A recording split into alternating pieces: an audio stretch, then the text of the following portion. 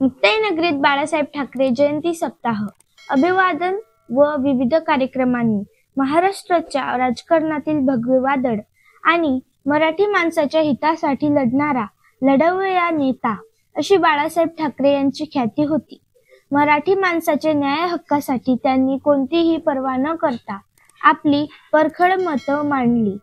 आज 23 जानेवारी रोजी बाळासाहेब ठाकरे यांच्या जयंतीनिमित्त राजकीय आणि सामाजिक क्षेत्रातील व्यक्तींकडून आदरांजली अर्पण केली जात आहे. याच धर्तीवर शिवसेना शिंदे गटातर्फे आमदार चंद्रकांत पाटील व शिवसेना पदाधिकारी यांच्या वतीने प्रवर्तन चौकात बाळासाहेबांच्या प्रतिमेचे पूजन करून अभिवादन करण्यात आले. तर बाळासाहेब जयंती सप्ताहाचे नियोजन करण्यात आले असून या काळात मुक्ताईनगर मतदारसंघात शिवोत्सव साजरा करण्यात येत असून या माध्यमातून शिवसेना सदस्य नोंदणी, शाखा अनावरण, रेशन कार्ड व इतर दाखले, आरोग्य, नवीन मतदार नोंदणी अभियान अशी विविध कार्यक्रम राबवून शिवोत्सव सप्ताह साजरा करण्यात येणार आहे,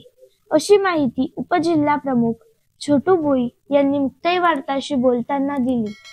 या प्रसंगी आमदार चंद्रकांत पाटील यांच्यासह संत मुक्ताई पालखी सोहळा प्रमुख रवींद्र महाराज हरणे, संत मुक्ताई समाधीस्थळ व्यवस्थापक उद्धव महाराज जुनारे,